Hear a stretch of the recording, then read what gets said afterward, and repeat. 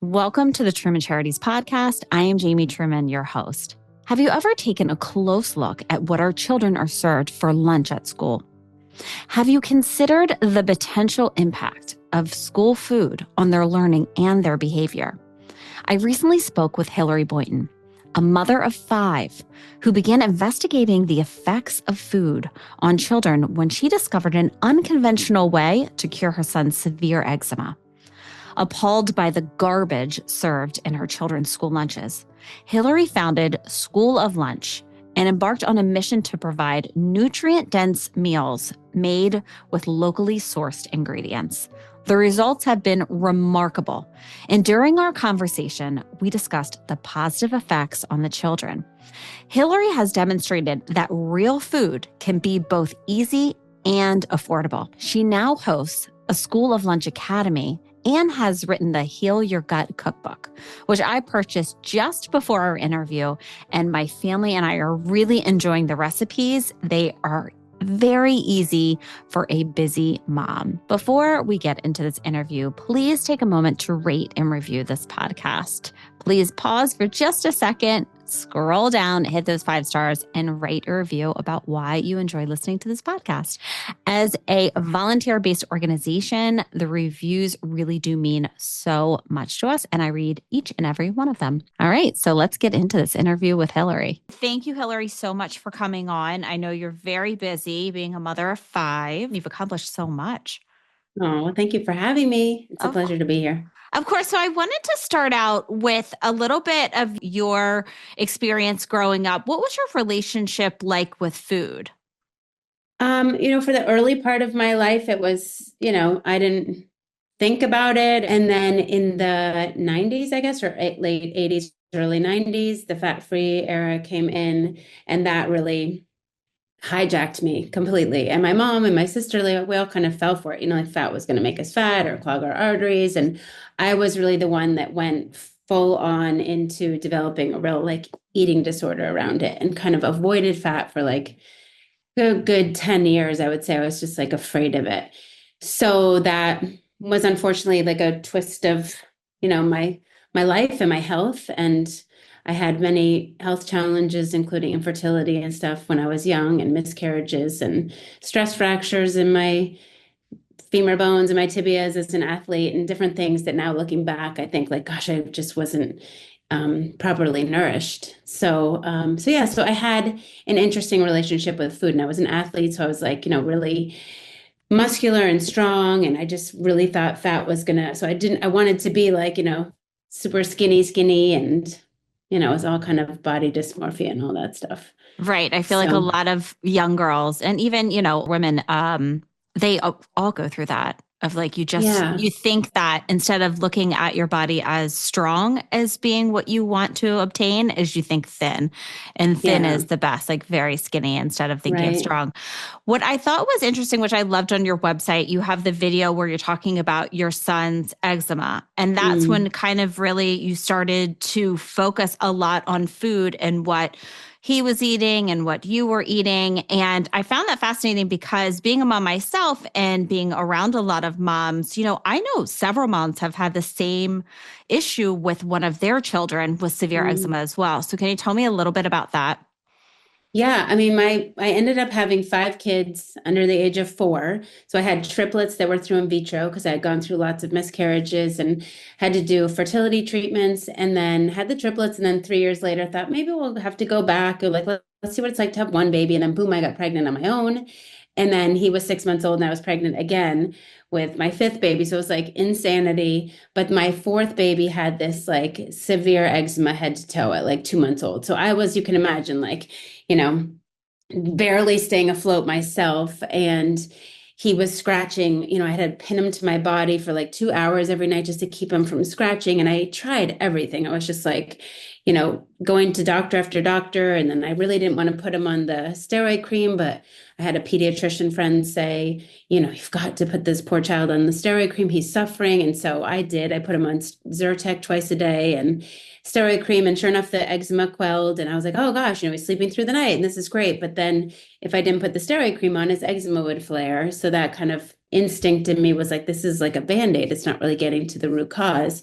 And ironically, at that time, I had been trying to change school lunches in my kids' school back in Massachusetts. And this woman that was helping me had a son who had asthma, and she told me to put my child on raw milk. She's like, you've got to put him on raw milk. It totally healed my son of asthma. And I had never even heard of raw milk. I was drinking fat-free skim milk for the last decade and a half or so. And but I was so desperate. I was like, I'll try anything. And she and her family, they were part of different co-ops, and they picked up raw dairy, and I put him on raw dairy and cod liver oil, and he was healed in like a matter of a couple months. So that like flipped the switch for me, like just like what just happened? Like real food just healed my baby. When every other doctor was kind of like, well, asthma, eczema, allergies, they all run hand in hand. He might outgrow it, he might not. I mean, this was my experience that, those healthy fats and the beneficial bacteria, all of that just helped to rebalance him. And then I just went deep dive into like food as medicine and never Wow. looked back. Yeah. Wow. So, I think that's interesting because I live right outside of DC and you can't get raw milk here Right. at all. You have to go To to, Maryland. you have to go down Yeah. to a local farmer and then they have to sell it to you as pet milk. Right. Yep. So then they can legally give it to you, which I Yeah. think is interesting. Why do you think it is that it's so like taboo for people to be drinking raw milk? Well, I mean, I was scared. I didn't know. And in Massachusetts, it was the same thing. You could go to a farm and buy it directly, but you couldn't get it at the grocery store. So Right. I ended up running an Amish co-op for 6 years after this happened, because I went to a conference and met the Amish and talked to them about my experience. And they were like, we need someone to run a co-op. And I was like, I will do it. So I wanted people to have access to this nutrient dense healing, these foods that were so healing. I think it's been really, it's across the last 100+ years or so, right? That this, when pasteurization came in, there was a real necessity. Like people were getting sick in the cities where they were, bringing the cows in from the countryside, and all of a sudden they're in the cities and it's dirty conditions, and they're drinking the swill from the distilleries, and the cows are sick and not producing good milk, and then babies are getting sick. And so it's like, there was this, what are we going to do? But we've kind of forgotten that out on pasture, like on, when cows were out getting the sunshine and eating the grass, that milk was still really beautiful and healthy. But we kind of, with marketing and propaganda, whatever, just, all the marketing and all the whatever, pushing that direction, people just kind of took off with that pasteurization is the safest way. And I think, people need to get back to speaking directly to their farmers, going to the farm, understanding the power of raw dairy, and how when you have beautiful raw dairy, that you don't have to be afraid. But I would say that's the number one concern from most parents that I've talked to when I taught cooking classes, was just so afraid that it was going to hurt their children. And now, we've been drinking it, 5 kids, for over almost 17 years, sometimes 10 gallons a week. So I really feel like, obviously you want to know your farmer and make sure that they have good conditions. And but I think it's So, just really what's happened across time is that narrative has kind of taken off and people are in fear. oh yeah, because I have been really nervous about it for years up until recently, just because growing up, that's what you hear. Like, oh Yeah, gosh, it has right. to be pasteurized. But I'm interested to hear. So has your son had any issues since you put him on the raw milk? He's been doing, No. wow. Yeah, And he that had was never had any asthma, or he's a great athlete, no asthma. And he doesn't have any eczema. that is So that wild. never flared again. But again, I think like kids heal so quickly too. So Mhm. it just was, and then we also went on to do like even deeper healing with the GAPS diet, and just went full on into like real food. And so their foundation became really a nutrient dense, nourishing foundation that my kids, were lucky enough to have. So I want to get into the GAPS diet, but before that, when we were just talking about like how your son and you figured out the raw milk and the eczema, and you mentioned that like right before then is when you started to really look into the school lunches. So tell me what it was about the school lunches that got you thinking like what exactly, like the nutrients that they are serving the children. Yeah, I mean, my kids weren't even in school yet back in Massachusetts when I came across the work of Jamie Oliver and Alice Waters. And Hmm. I was just like, oh, wow, like kids need real food at schools. And I just became this champion for trying to change the public school lunches where I lived because I knew my kids were going to be entering the school system. And that was like a long process. And I didn't get too far. Actually, we ended up getting an amazing chef. And then his wife had a baby and they moved out of town. So we were all like, oh no, it was like kind of like back to ground zero and start over again. And we were all like so burned out. And then after our family healing journey kind of took us to California, and after going through so much to try and heal my family and just all that I knew about food as medicine and the importance of children being fed good food, when we moved to California, we stumbled upon this great little nature-based school that they were only like 30 kids. And the chef there had like the kids had caught their own fish and cooked it that day. And she said she really wanted to roast a whole goat. And I was just like, this is our place. We have to go here.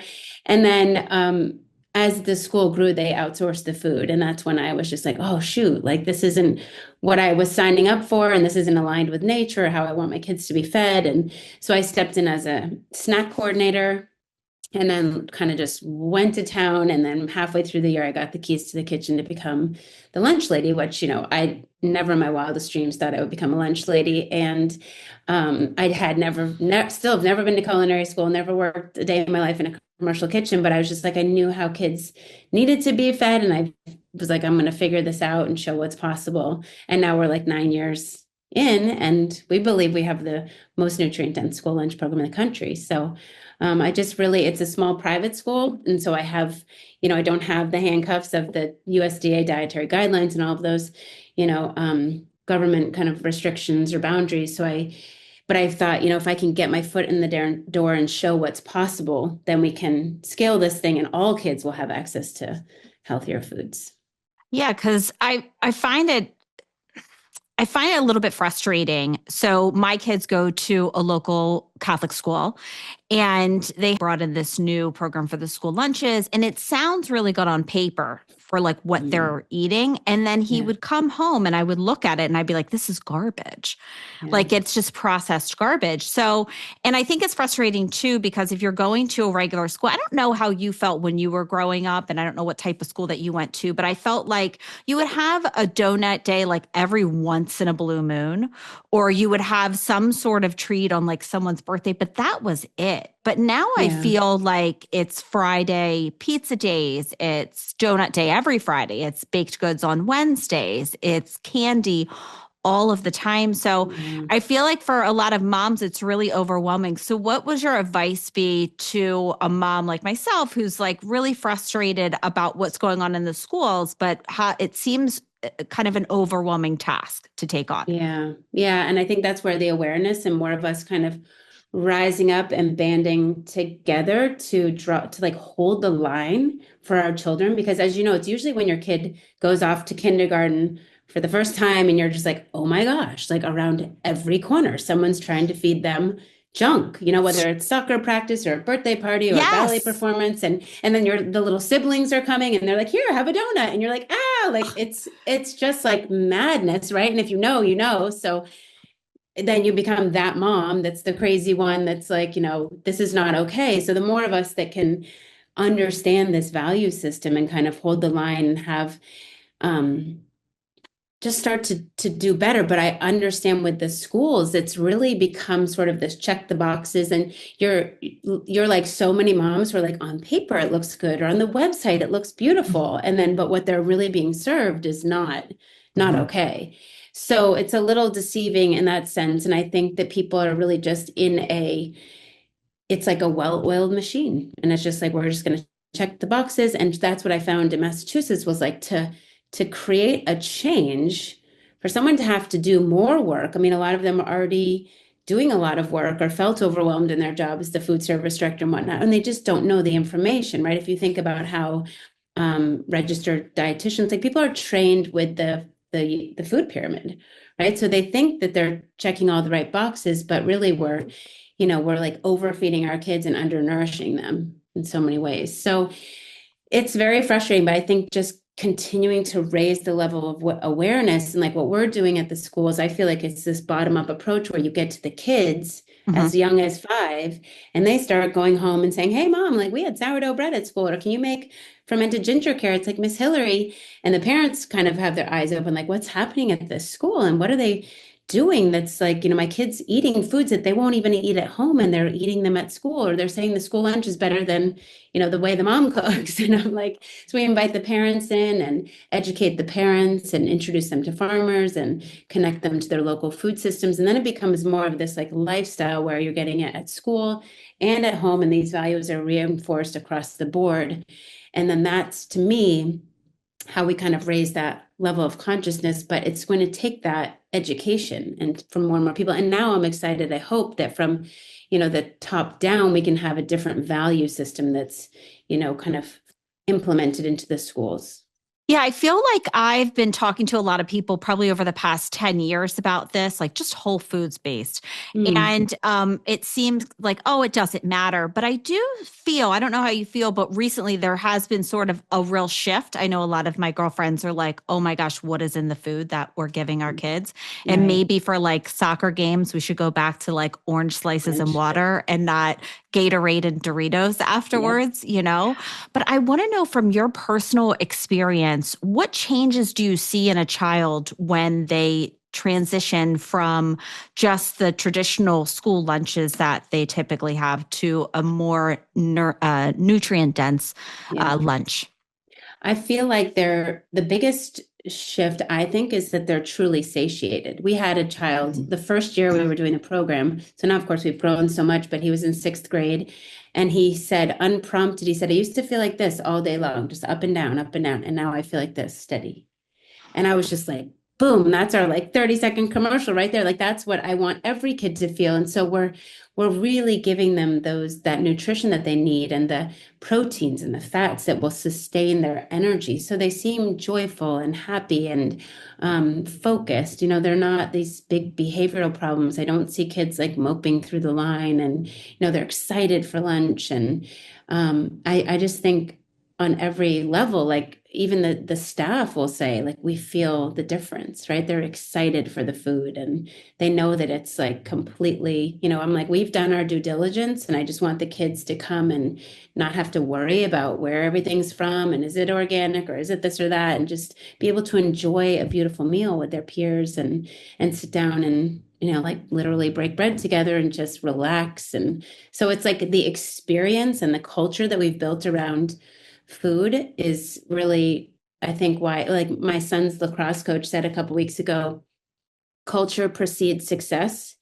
And that, because they have this amazing culture in their with their lacrosse team. And I was like, God, that's it. I said, like, that's why we're successful there, because we've created a food culture at the school and we've created a kitchen culture within our kitchen. Like we say to our chefs, like, check your ego at the door. Mission is the boss. Like we're feeding these kids, to grow their brains and grow their bodies and keep them out of the medical system and thriving and pursuing their dreams. And that's our focus every day, is to engage with them and make this experience, the best for them so that they have a healthy relationship with food. So I hope these kids will have that in them for forever, right? I mean, it's like I've watched my own kids go off to college and out in the real world, and it's so painful because there aren't enough of us out there to hold that line or to offer a different option. It still seems very ultra processed and Mhm. nutrient deficient in the real world. So they're going to have to advocate for themselves. Yeah. So that's where I hope we can give them that toolkit. And I think with your kids, since they've had this experience with you at home, that when they do kind of go off and they go off to college and they start eating a bunch of junk, they're going to feel the difference. Yeah, So I feel they're like in that phase right now.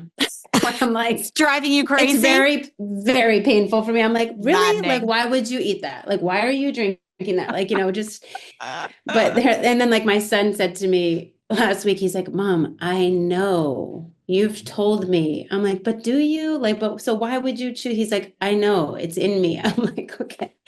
So, we all have to go through those painful pain points. But, as somebody said to me, actually, Dr. Natasha Campbell McBride, who wrote the GAPS diet, she said to me last year, she said, you've given them a roadmap.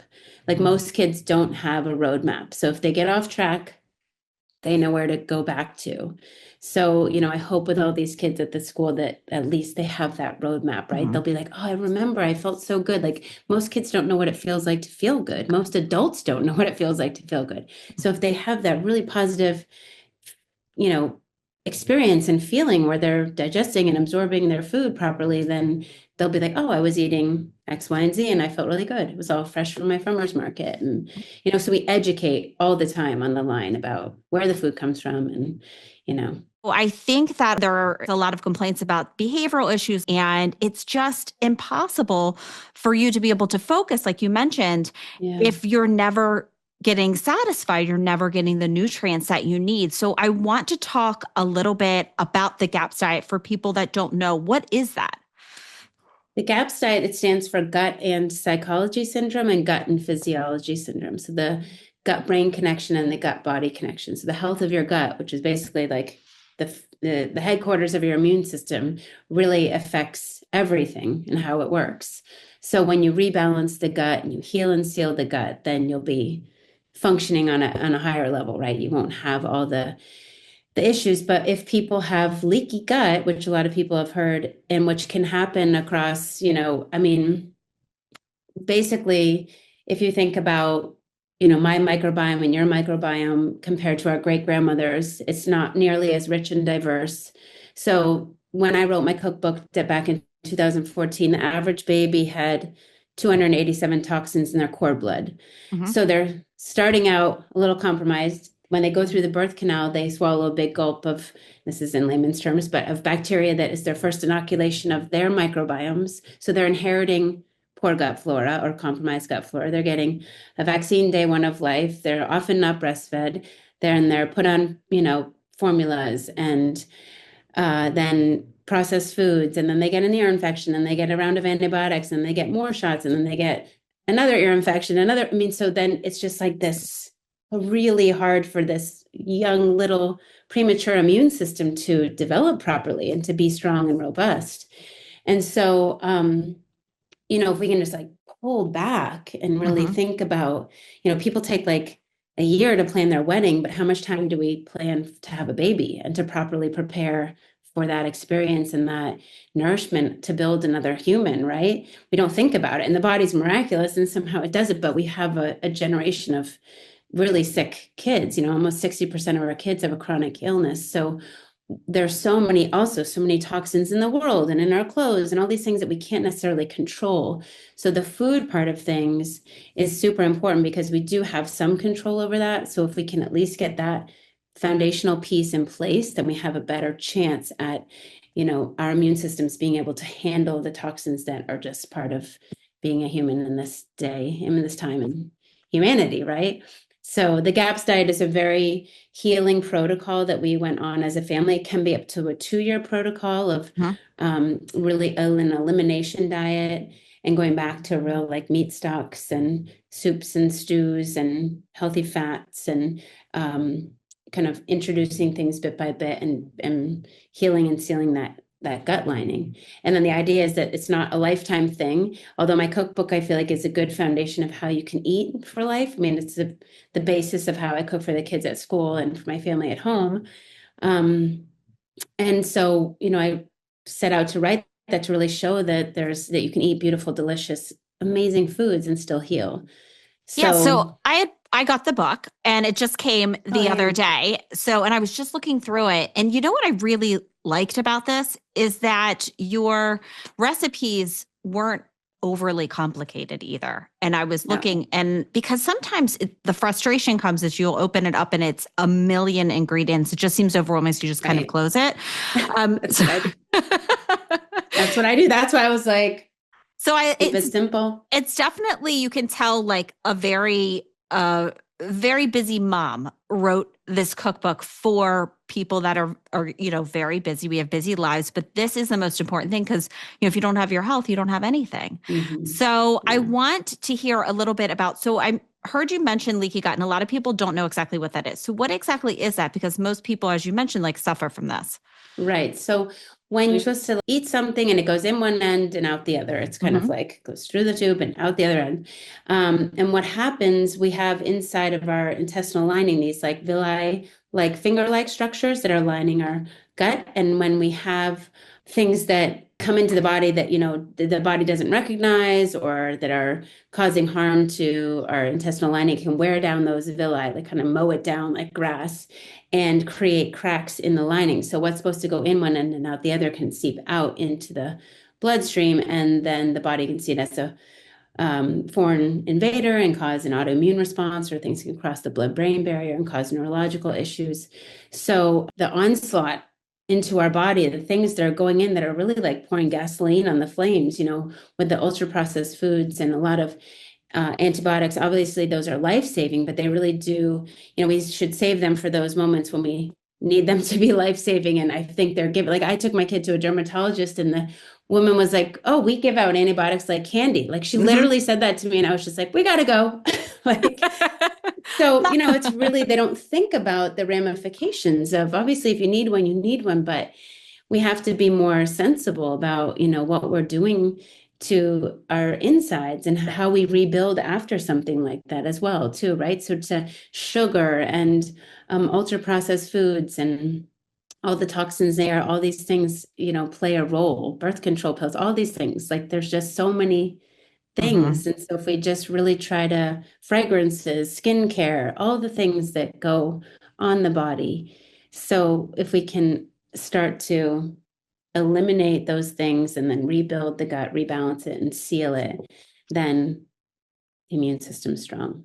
So tell me what your advice would be for someone that is realizing I feel tired, I'm getting sick all the time, like I really need to change my lifestyle for Mm. myself and my kids, but don't even know where to start. So what would your advice be for them?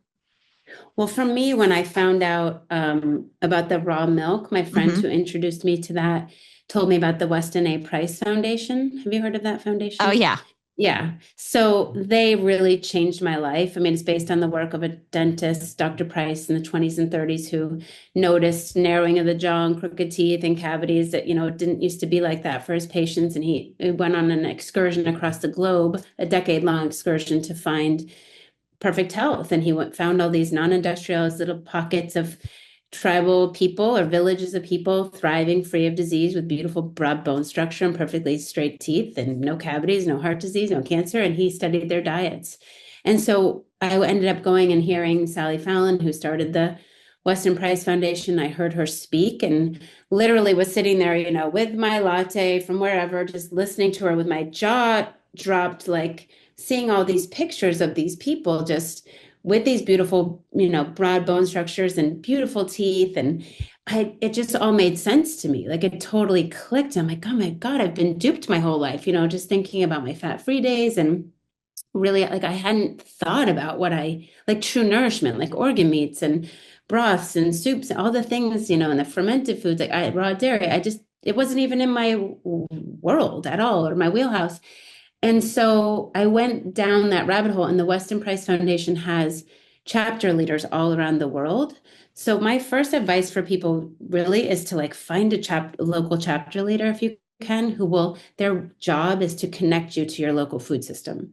So they have like a list of resources that you can find your raw milk or find your good eggs or find your meats. And it's a community too. So you can ask questions if you're struggling with, where to find the best doctor or anything really. So that provides support.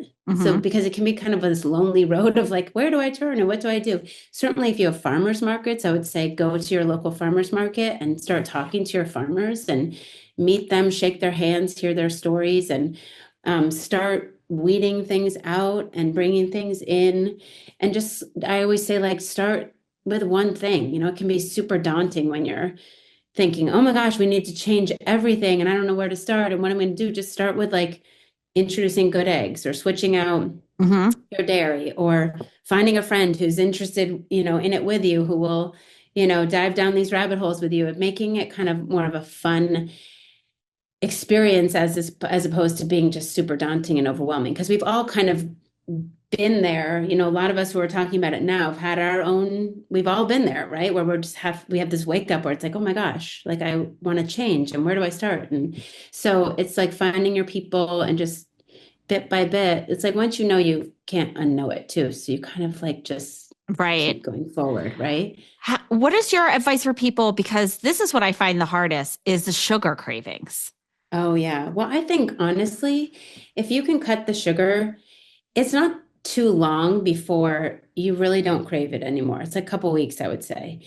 But you have to retrain the taste buds. But with sugar, you don't have a shut off. Like if you're eating proteins and fats, like you can't eat those keep going. You get fully satiated where you're like, I can't eat anymore. But with sugar, there's literally no shut off. So it's very easy to just keep overeating. And literally that sugar is hijacking the bugs in your gut and causing the bad bugs to proliferate, and they run the show. So your microbes, like we're like more microbial than we are human cells. So they're really running the show. So, I've had friends who say like, I wake up in the middle of the night and I like eat a sleeve of Girl Scout cookies and a sleeve of Ritz crackers. Like there's just like this uncontrollable. Another friend said her husband like drives in the middle of the night to get ice cream. Like I'm like, really? Like that seems so crazy, but it's like you're not running the show yourself. It's like the microbes are really like, get me more sugar. So sugar, I'd say, is really one of those things. And that's why at school we really have no sugar. We say savory over sweet. Mm-hmm. The most we'll have is like a smoothie with maybe a little bit of raw honey in it. But that's it, because we figure these kids are going to get sugar everywhere else they go. And then, so it's like if we can keep it super clean and then try to retrain those taste buds, because that is so important, because it's really highly addictive. It's like a drug. Right. Yeah. So you would say that maybe the first couple weeks kind of grin and bear, but then after that, taste buds change and They you'll. honestly do. I feel like, you just, and if you've conditioned yourself, like we've gone through this, we're like, oh, a little piece of chocolate after dinner or Yeah. whatever. And then it's like, but if you get out of that habit, it's just kind of like, oh, I don't really need that. But it's Hmm. kind of like some of it is habitual, and food is really emotional. I mean, I remember when I was really before kids, I used to like eat dinner, watch TV with my husband or fiance. I don't even know where we're probably young 20s. And then I would like fall asleep, wake up, have ice cream, and then go back to, and then like fall asleep again. Like it was just like this habit of like, oh, I gotta have ice cream after dinner. And now I look back, I'm like, oh my gosh, my poor body was probably just like this huge insulin spike. Right. And then you crash. And we actually we did a citizen science project where we wore blood glucose monitors at the school. We put them on. Yeah, this was like Oh, maybe oh, that's six or right. It's on your 7 years website. ago. Yeah, Yeah. so we did like some chefs and parents and staff and kids wore the glucose monitors just as an empowerment tool, and we tracked it. And it was just so interesting to see, the moms thinking like, oh, those like 2 or 3 glasses of wine that I have at the end of the day, and how that disrupts my sleep. And then one of the kids who was in high school said, gosh, Miss Hillary, like I had a beautiful BLT for lunch on the sourdough bread, and it was even pretty much. And then I went home and I had 6 gummy worms, and it just spiked right up and then like crashed.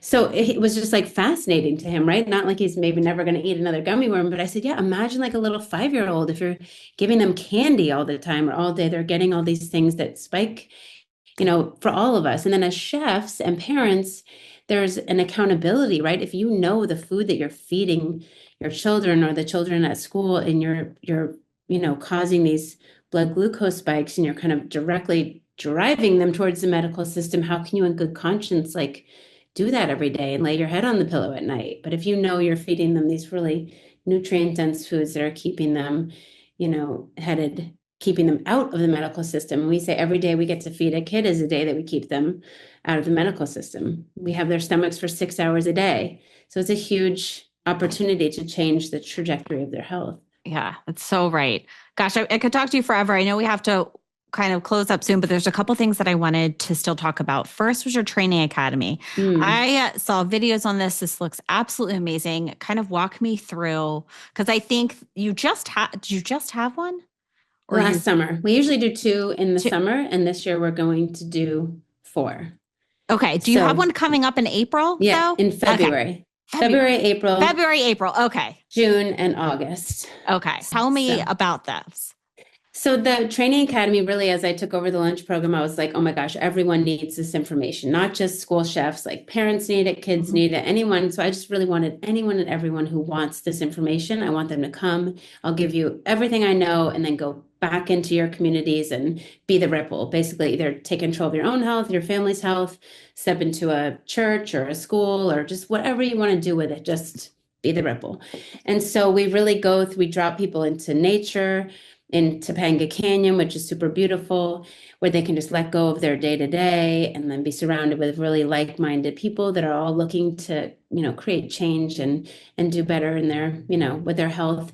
And then we basically give them kind of like a lifestyle diet and lifestyle makeover and empower them with information. So we go through our systems that we've developed at school and at home. So making 100% whole grain, locally grown, freshly milled sourdough breads to soaking and sprouting your nuts and seeds and grains and legumes. And then we go through fermented vegetables, raw dairy, fermented raw dairy, roasting meats, slow roasting meats, turning roasted chicken into bone broths, doing meat stocks, organ meats.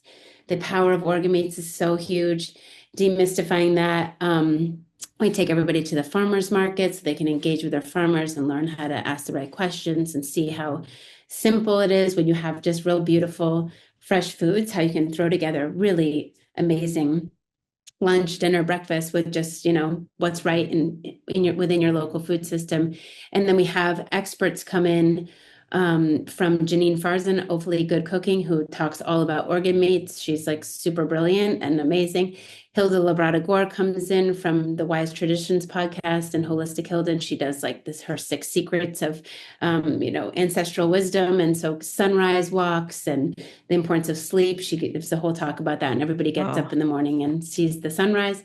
And then we have Bam Lionheart from Primal Movement. So kind of like we're like going back to the way our ancestors ate. He's taking people back to the way our ancestors moved. And so how do we sit and stand and what shoes do we wear and how we can kind of shift the way we think about movement so that we have vitality and flexibility as we age. He's incredible. And then Bob Soulier comes from Breathe Your Power. He's the North American Wim Hof director, and he teaches people about the power of breath. And we all have this tool in our toolkits. It's with us all the time. So getting out of fight or flight, we jump in cold plunges and, challenge ourselves mentally, which is so great. So it's really, Mark McAfee comes from Raw Farms, which is the largest raw dairy in the world, and demystifies raw dairy and gives a talk about that. So it's really just like everyone's, from 16 years old to 75-year-old to professional chefs to total newbies, like everyone just shares their story and is really vulnerable in their,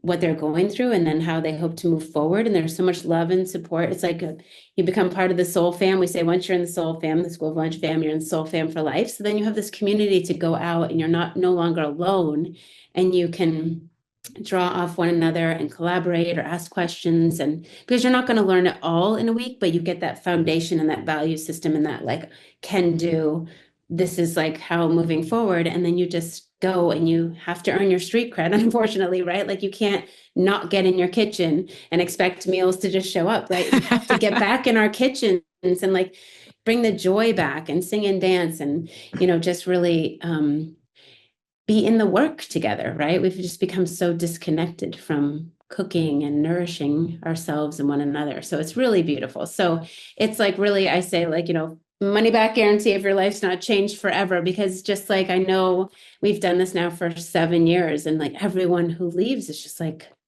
this is incredible. Because people are just craving that information, right? And we just make it joyful. Like we say, we're joyfully disrupting the trend of chronic illness in this next generation of kids. So it's all about bringing the joy, because if it's not joyful, you're not going to want to do it, right? So right.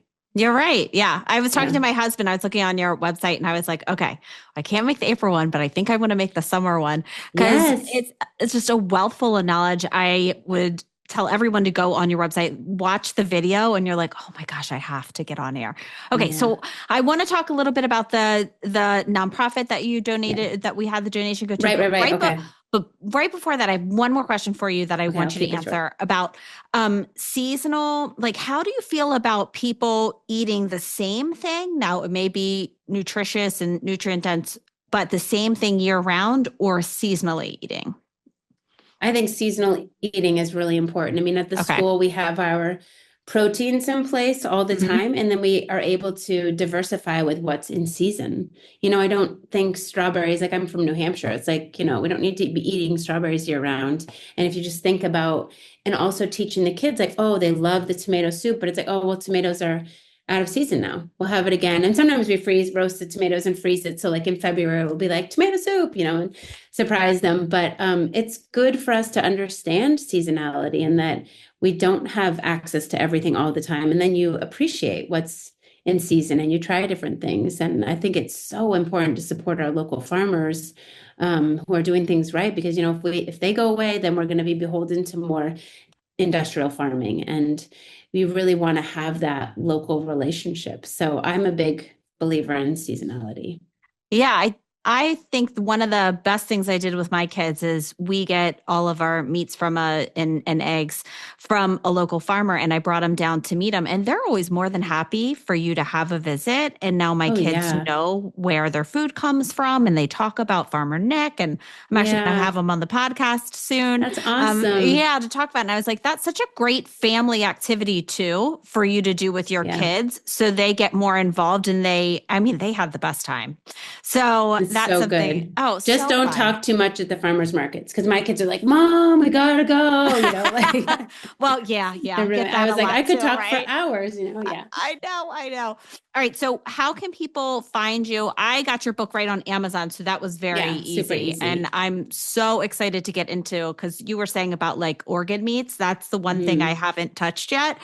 And Yeah. I'm nervous, but I'm excited to try some of these Make the recipes for sure. pate, make the Okay. pate and add bacon.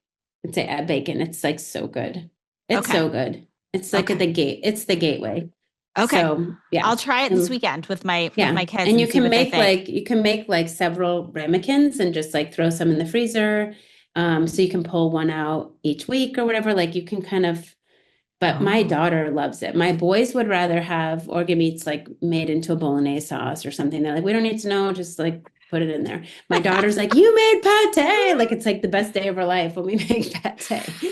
So um, Okay. so yeah, so dive into that for sure. The Heal Your Gut Cookbook at School of Lunch on Amazon, on Instagram, and schooloflunch.com is our website. And people can DM me, you can email me, people can set up a call to learn more about the Training Academy. We'll get on like a half-hour call and just like we always interview people who want to come just to make sure we can know their story and what they're looking to get out of it so we can maximize their experience. Because if they're coming to try and change their kids' school, we have our chefs from the Manzanita School who come, but we also have a chef in Texas and a chef down in Southern California that are doing different, one's feeding 600 kids and one started two new schools. So that, it's like we want to maximize the experience for everybody. And we just like love to get people really excited about it. So if Oh, people have wow. questions, they can email us to set up a call and then DM me on Instagram. Happy to answer questions. Oh, okay. That's perfect. That's such a great idea. So every, thought leader that's really making a huge difference in the community, we love to donate to a charity that is meaningful to them. So you decided for Documenting Hope as Yes. your organization. Tell me a little bit about why you chose that nonprofit. So Beth Lambert is someone who actually we grew up in the same hometown, which we didn't know when we first met, but she has pioneered this whole organization and from, I don't know, she's been in this as long as I have. And it's really about showing alternative methods of healing for kids who are compromised. So like if there's an autistic kid or kids, struggling with all sorts of things, she's got doctors and all sorts of different healing modalities that Mm. showing by rebalancing the body through these natural ways that there is healing, like the kids can fully recover. So I'm not probably doing the best job of explaining all of it. It's so complex and amazing, but they've documented kids and families and their transition through this healing journey, and how, just giving that hope, right? That this is possible and there are other ways, and you're not stuck with a diagnosis for your life. Just because you get an autism diagnosis doesn't mean that's, your label for life. When the body can rebalance and be properly supported, there's so much healing that can take place. And, the body is amazing. That's one of the main things we teach as well, is that, like, your body wants to be in homeostasis. We are Mother Nature's miracle. We're just like everything in nature. We're designed to work, right? So it's just through all these, things that have happened, and the onslaught of toxins and whatnot, that, we just have to bless where we are. But Beth gives incredible hope and healing and documents it all. So every time someone asks where to donate, I'm like, donate to Beth. They're just doing amazing work. That's incredible. I love the thought of, like, not one size fits all. Everybody's so different, and everybody should be treated differently in, the way that you're handling whatever that they're going through. Yeah. So much research, so many people doing good work. And so she's connected to all sorts of amazing doctors and, people doing great things. That's fantastic. All right. So we're going to make sure I'll have your book in the show notes, and then a link to the Training Academy and your website, and to learn more about all the wonderful things you're doing. I love that you are called the Lunch Lady. I love it. I know. Who would have thought? I love it. And we'll have a link to Documenting Hope as well, so people can donate there. So thank you so much for everything that you're doing, Hilary. It was fantastic to have you on. I'm so glad you were able to carve out the time. I know you're so busy. Oh, well, of course. I'm so happy to be here and just spread the message, and hope to empower a lot of people, and hope to meet some of your audience in person. So yeah, I'm hoping to see you in the summer. That's my plan. Yes. Awesome. That'd be so great. All right. Well, thank you so much for coming on. And I want to thank everybody for tuning in to another episode of the Truman Charities Podcast. Wasn't such an incredible conversation with Hilary. I mean, talking to her, I felt like I was talking to one of my great friends. She has so much knowledge about food and the GAPS diet. I just learned so much by speaking with her. So if you liked this podcast, again, please rate and review it. It really does mean so much. It's the best way for new people to learn about our podcast. So, and while you're at it, please check the subscribe button so you don't miss any future episodes. If you'd like to follow us, you can follow me on Facebook at Truman Charities. You can follow us on Instagram, Jamie_Truman Charities. You can follow me on LinkedIn, Jamie Truman. And then so you can keep up with Truman Charities and our three major events we have, our three big events we have per year, plus our Bethesda's Best Happy Hours. Go into trumancharities.com and sign up for our newsletter. And if you don't know already, I did write a book, Vanishing Fathers, The Ripple Effect on Tomorrow's Generation. That debuted in March. 100% of the proceeds from that book go to charities that help support at-risk youths.